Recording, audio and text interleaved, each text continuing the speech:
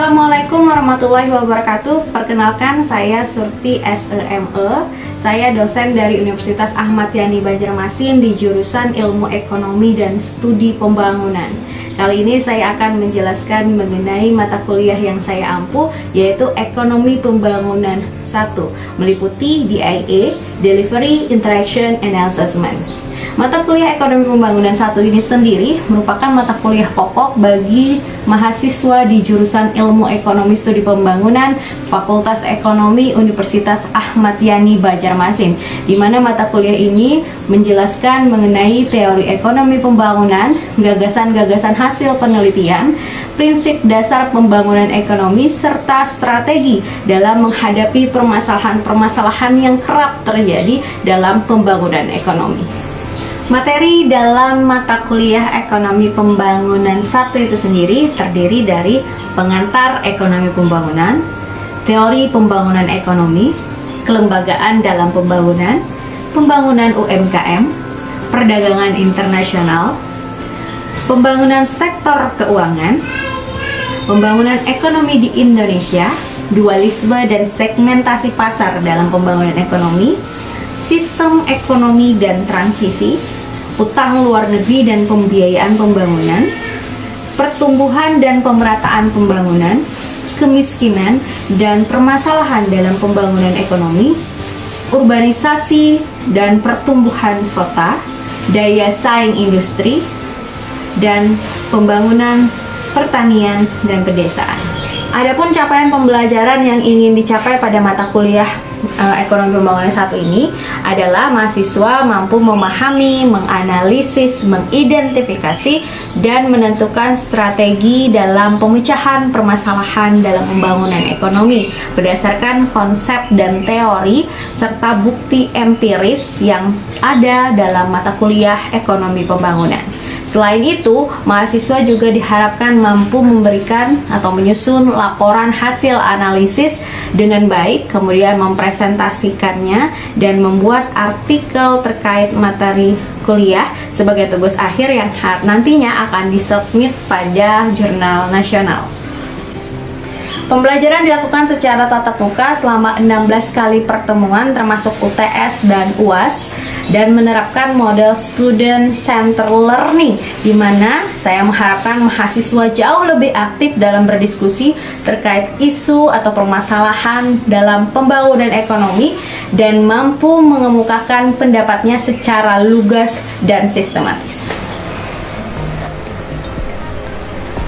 Dalam berinteraksi dengan mahasiswa, saya menggunakan metode joyful learning, di mana saya mencoba membangun kedekatan dan keakraban dengan mahasiswa. Tujuannya agar mereka lebih rileks dalam mengikuti pembelajaran dan juga memiliki motivasi untuk mengeluarkan pendapat dan gagasan mereka terkait materi perkuliahan. Selain itu, menggunakan metode ini, saya juga harus mampu mengkombinasikan sejumlah metode pembelajaran. Nah, diantaranya saya menyelipkan video teaching, ada role play, ada diskusi kelompok, kemudian juga ada game dan kuis, serta saya menyelipkan ice breaking di tengah-tengah perkuliahan, dan juga ada studi lapangan, kunjungan ke instansi-instansi terkait agar mahasiswa mendapat penjelasan dan pencerahan langsung dari para praktisi.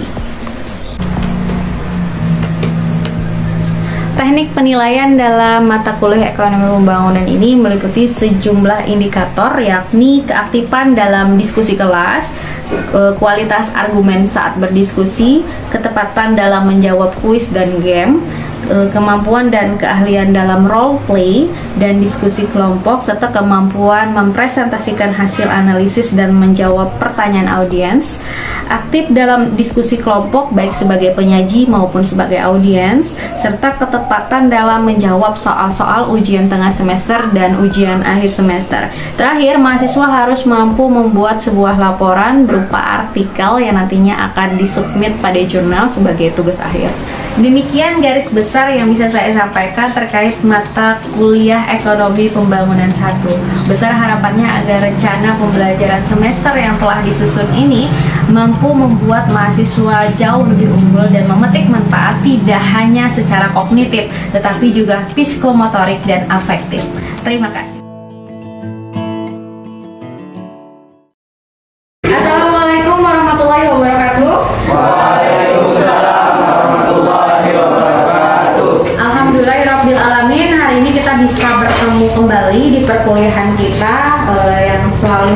setiap hari Selasa ya, ekonomi pembangunan 1. Dan kali ini saya seperti biasa akan memberikan kalian materi tentang ekonomi pembangunan 1. Tapi tidak saya yang berdiri sendiri di sini bicara sendiri seperti biasa. Saya harap kalian juga nanti akan ikut aktif dan berdiskusi terkait materi yang akan kita diskusikan pada hari ini. Tapi sebelumnya seperti biasa saya mau absen dulu. Ya. Ahmad Ridwan. Hadir Bu. Hadir. Gagas Gali Ansori. Muhammad Yasirila. Hadir Bu. Chelsea Papavi. Tidak hadir ya? Tidak hadir. Jainal Elmi. Hadir Bu. Indra Nur Rahman.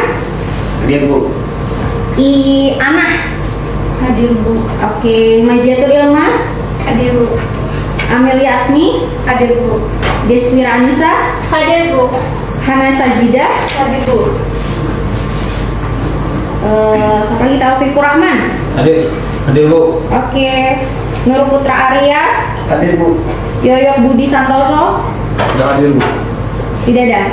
Tidak ada. Oke, baik. Dari itu berarti ada 2 yang tidak hadir. Nanti bisa cek siapapnya lagi ya. Saya yang coba nanti absen secara online. Kali aja ada kesalahan kekeliruan. Oke, agar perkuliahan kita hari ini berjalan lancar seperti biasa, kita mintakan Pak Ustadz Arsyad tiap minggu ya untuk memimpin membacakan doa. Silakan, Arsyad. Kita berdoa menurut kepercayaan masing-masing. Berdoa mulai. Berdoa selesai. Ya, terima kasih Pak Ustadz. Mudah-mudahan nanti jadi Ustadz beneran ya. Sebelum kita memulai ke materi, saya mau tanya, ada yang sudah baca silabusnya nggak? Hari ini kita akan membahas soal apa? Ayo, yang udah download silabusnya, RPS-nya, pasti tahu. Kemiskinan, utang luar negeri.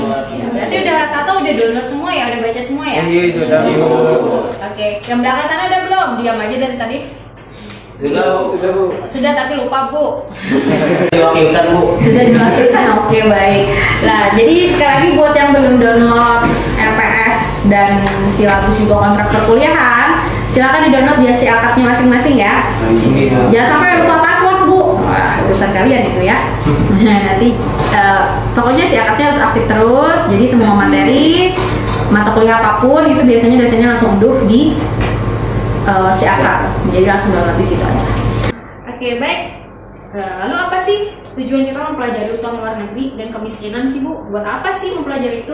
Nah, karena tidak semua utang luar negeri itu efeknya negatif. Ada hal yang memang perlu utang luar negeri untuk pembangunan. Karena kita belajar ekonomi pembangunan, jadi kita melihat seperti apa implikasi utang luar negeri terhadap pembangunan ekonomi di negara kita, khususnya di negara berkembang ya pada umumnya. Dan kemiskinan, apa sih hubungan utang luar negeri dengan kemiskinan? Kenapa sih kemiskinan itu selalu tentara dengan negara berkembang? Itu juga akan kita bahas nanti. Oke, dan saya harap materi hari ini kalian cerna baik-baik karena kalian sebagai ekonom, sebagai ahli pembangunan nantinya itu pasti akan dihadapkan dengan permasalahan kemiskinan dan permasalahan utang luar negeri. Oke, sekarang sebelum kita mulai saya mau tahu siapa negara pengutang terbesar di dunia saat ini? Ayo, siapa? Tunjuk tangan yang bisa. Bu. Oke, Yun, silakan Yun. Cina Bu. Cina, tahu angkanya berapa? Belum tahu Bu. Belum tahu, belum sempat googling Bu, sempat tahu jadinya aja ya. Oke, kalau Indonesia, ada yang tahu Indonesia? Ayo, ya, Indonesia apa? Hutang Indonesia sekitar 400-an miliar dolar Amerika Serikat dan kalau dirupiahkan sekitar 212 triliun Salah. rupiah. Rupiah. Posisinya? Di nomor 7 Bu. 7 dunia. Oke, jawaban dua-duanya betul. Kita bisa tepuk tangan buat ini. Kita yang lain juga nanti ya. Googling dulu nih sebelum ini masuk. Biar nanti pas ditanya bisa ngejawab. Kan keren juga, siapa tahu ada gebetannya di sini kan bisa jawab. Keren. Negara penghutang terbesar di dunia ya. Nya di 2,1 triliun US dollar. Wow, kalau kita kalkulatornya mungkin kalkulator kita udah hang, menyerah, error gitu ya, karena saking banyaknya angkanya. Kemudian tadi Indonesia di posisi ke-7. Kalau dolarnya berada di 402 miliar dolar. Dan tadi dirupiahkan udah berapa tadi ya? 212,3 triliun rupiah. Wow, itu nilai yang sangat fantastik gitu kan. Nah, dan itu entah mau bilang prestasi atau apa ya, dari 190-an negara Indonesia di posisi ke-7. Kalau Piala Dunia sih mantap ya. Semua besar mantap mau Piala Dunia, tapi kalau utang gimana ya, apakah ini disebut membanggakan atau tidak, nanti kita akan bedah. Indonesia itu berada di berapa? Ayo 6.000 triliun. Tahu 6.000 triliun itu kali berapa? 12. 6.000. Ini masih 6 juta. Ini 6 miliar. Ini 6 triliun. Wow. Berapa jumlah warga Indonesia? 270 jiwa.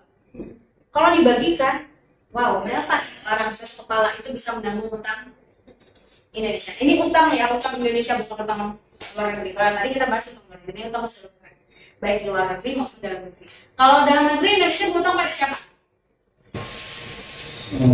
Perusahaan swasta mungkin, Bu. Perusahaan swasta ada gitu?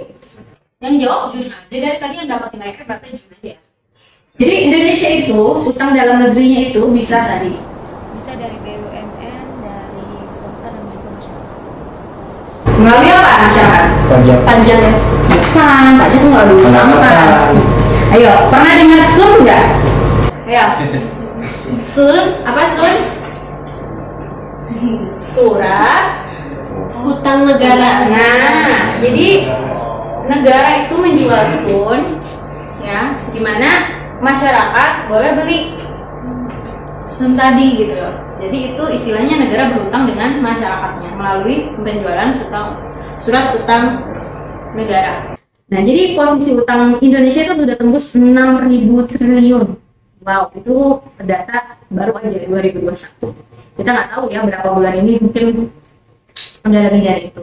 Dan Indonesia itu merupakan negara pengembang, negara berkembang dengan jumlah utang keempat terbesar. Kalau seluruh dunia 7. Kalau di antara jajaran negara berkembang itu keempat. Dan yang pertama itu adalah Brazil. Brazil itu pengutang pertama di negara berkembang. Kalau di seluruh negara tadi Cina ya, kalau di negara berkembang. Nah itu sekarang saya mau tahu nih, kira-kira penggunaan utang untuk Indonesia buat apa? Dia bisa jelasin? Ya, Untuk yang kemarin kan itu COVID kan, kebanyakan kan usaha orang kan menurun. Jadi kan ada pembagian uang bulanan, Ya, BLT. ya BLT. Salah satunya buat itu, Bu. Ya, oke. Itu contoh COVID. Selain di luar kita ngomongin masalah pandemi, untuk apa? Ya, Jun. Pembangunan infrastruktur mungkin di pusat sama daerah. Pembangunan infrastruktur. Kenapa? Kenapa tidak menggunakan APBD mungkin anggarannya? Karena dari bukan jurnal berita yang saya baca, uang pajak tuh tidak cukup menutupi semua infrastruktur yang rusak dan diperbaiki ulang lagi, Bu. Oke, good ya. Well done.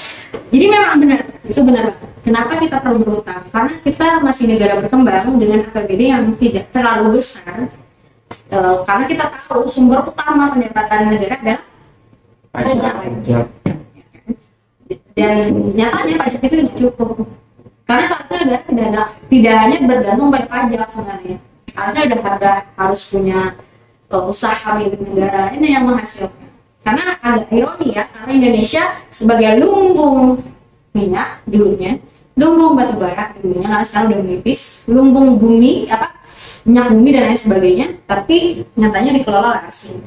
Seharusnya itu bisa dikelola Indonesia agar menurunkan nilai utang. Karena utang itu udah dari zaman dulu ya, udah dari pemerintahan keberapa udah berutang, dan itu masalahnya hingga saat ini. Dan ini adalah tugas kalian, calon-calon pemimpin masa depan. Gimana utang kita bisa menurun? Dan masalah utang luar negeri, kita beralih ke kemiskinan. Ya, karena memang ada kejentroman kesamaan gitu. Orang yang miskin cenderung dan kemiskinan itu udah jadi problem utama tidak di Indonesia saja, hampir di seluruh dunia yang labelnya berkembang dan miskin. Itu masalah kemiskinan selalu jadi masalah utama. Soalnya kalau terjadi kemiskinan pasti akan terjadi efek lain. Contohnya apa ya? Inflasi, terus Pengangguran. Oke. Gizi buruk, banyak meningkatnya gizi buruk. Oke. Masyarakat. Terus aspek lagi, jangan berdua aja dong. Ini yang lain jadi kayak angkut bergoyang aja, yang berdua ini dari tadi. Ayo coba, Anu, apa dampak dari kemiskinan? Gizi buruk. Ngikutin dia tadi. Coba. Apa namanya? Dika. Banyak. Banyak. Meningkatkan kejahatan. Iya, kriminalitas meningkat. Karena orang miskin dia ingin mendapatkan sesuatu hal, tapi tidak punya daya untuk itu, mungkin dia akan melakukan apa? Pikirannya itu sempit. Kriminalitas meningkat. Pengangguran. Kalau pengangguran itu adalah sebab yang akan menyebabkan kemiskinan sendiri. Kemudian akibat kemiskinan, gizi buruk, pendidikan buruk, kesehatan buruk karena tidak bisa berobat, tidak dapat berobat dengan layak. Nah itu pengatasan dari kemiskinan. Itulah yang dihadapi Indonesia dan juga negara-negara berkembang. Itu jadi permasalahan utama yang hingga saat ini juga susah untuk diselesaikan. Dan kita lihat ada kurva kemiskinan di Indonesia. Kira-kira kalau kita ngomong kemiskinan di Indonesia, ada yang tahu sudah berapa persenkah tingkat kemiskinan di Indonesia saat ini? Ada berapa persen orang miskin di Indonesia yang terdata? Ada yang tahu? Kalau kita lihat dari kurva, kita lihat kurvanya, itu dari bulan Maret 2018 hingga tahun 2022. Kemiskinan terus meningkat di Indonesia. Puncaknya di 2022 kita tahu karena pandemi. Ya, di 2022 itu dampaknya cukup besar. Hingga data terakhir Data yang saya peroleh itu 2002 bulan Maret jumlah penduduk miskin di Indonesia mencapai 9,64%. Kalau kita lihat dari jumlah penduduk sebesar 27 juta ini berarti itu sekitar 25 juta jiwa penduduk miskin ada di Indonesia. Itu merupakan yang terdata. Ada juga penduduk miskin yang tidak terdata karena mungkin keterbatasan survei atau memang tidak terdata. Selain utang luar negeri, kemiskinan juga menjadi momok besar bagi Indonesia. Karena visinya kita menurunkan tingkat kemiskinan hingga 5%. Nah itu tugas kalian lagi ya. Enak banget ibunya ya, sebenarnya tugas kalian lagi. Oke, dan negara termiskin di dunia tahun 2020 itu ada yang tahu tidak? Zimbabwe. Zimbabwe ada lagi? Afrika Selatan. Afrika Selatan, oke. Somalia. Siapanya? Enggak Somalia. Somalia. Ada lagi. Somalia ada lagi? Sekarang Indonesia dari mana yo? Indonesia? Oke. Jadi kita tadi jawab Afrika Selatan siapa? Oke, Dika sama Dika. Kali ini ada betul. Yang mana? Adalah Afrika Selatan. Karena saya tahu Dika pernah ke sana mungkin. Afrika Selatan. Welcome to Indonesia. Ada dua versi di sini. Ada versi IMF, itu versi IMF. Kalau versi dari World Bank, itu negara yang paling miskin adalah Albania, bukan Somalia, tapi Albania. Ya, dan Indonesia dari 10 besar negara termiskin versi IMF tadi itu berada di posisi ke-8. Lumayan lah, baru sedikit tadi kan utang 7 nih 8. Tapi itu jadi permasalahan besar yang perlu kita diskusikan. Tapi karena terbatasnya waktu, diskusi akan kita lanjutkan di minggu depan. Dan saya harap yang belum mengunduh tadi segera unduh, pelajari materinya. Karena minggu depan siapa tahu saya akan ada teka Islam atau seperti apa ya. Jadi saya harap kalian sudah belajar. Jadi sebelum akhirnya ada yang mau ditanyakan atau kita diskusikan dulu? Kita masuk punya waktu. Saya Bu. Iya, silakan Jun. Cina itu kan memiliki utang luar negeri terbesar di dunia. Oke. Nah, yang ingin saya tanyakan, mengapa Cina itu kan termasuk negara maju Betul. dan saat ini menjadi penguasa ekonomi di dunia juga. Iya. Nah, mengapa dia masih pinjam utang untuk apa gitu negara Cina itu? Oke, let's say ada yang mau jawab dulu. Ayo, yang mungkin sudah pernah jalan-jalan ke Cina atau tetangganya orang Cina mungkin. Cina itu paling besar utangnya utang apa?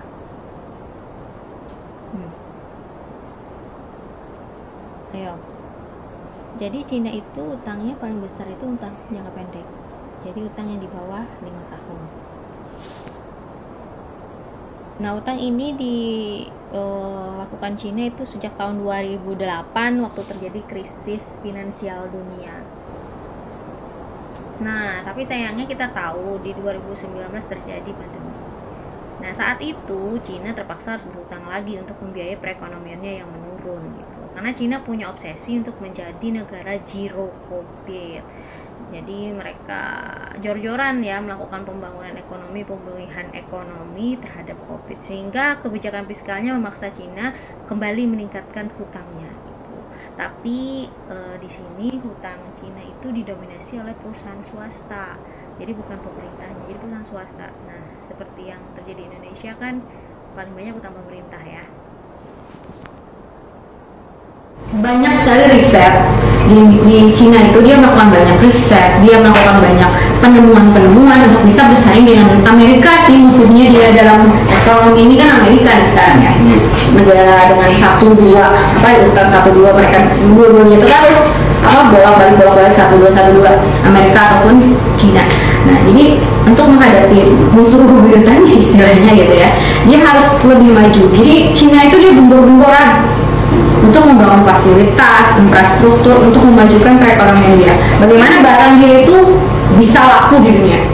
Dia gembor-gemboran. Jadi di 2019 Cina harus menambah hutangnya untuk mempertahankan perekonomian di negaranya, untuk memulihkan perekonomian akibat pandemi di negaranya.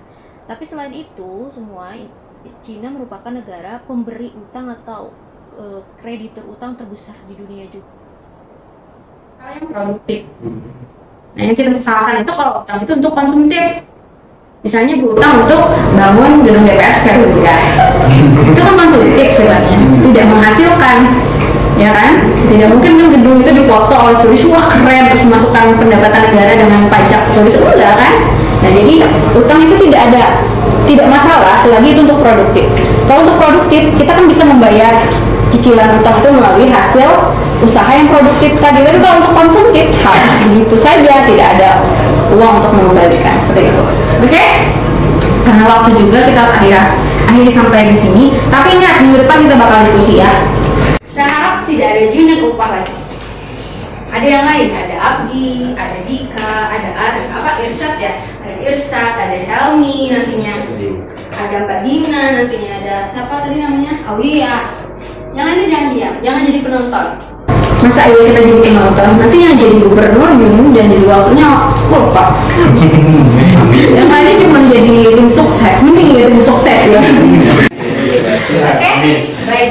Terima kasih sekali lagi untuk waktunya, dan sekali lagi saya peringatkan untuk segera mendownload materi-materi perkuliahan, disiapkan bagi yang belum, di print aja lah biar enak membacanya gitu ya. Oke, dan untuk tugas tidak ada, untuk minggu ini tidak ada tugas saya kalian suruh membaca, karena nanti minggu depan akan ada kejutan. Wah, kejutannya nanti minggu depan ya. Pokoknya kalau kalian bisa membaca, kalian mempelajari materi minggu depan, kalian pasti bisa menjawab.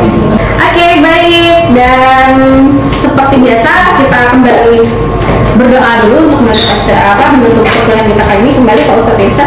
Tujuan kita pada hari ini, marilah kita berdoa menurut kepercayaan masing-masing. Berdoa mulai. Oke, baik. Terima kasih atas waktunya. Saya mohon maaf kalau ada salah-salah kata. Wabillahi taufiq wal hidayah. Wassalamualaikum warahmatullahi wabarakatuh. Waalaikumsalam.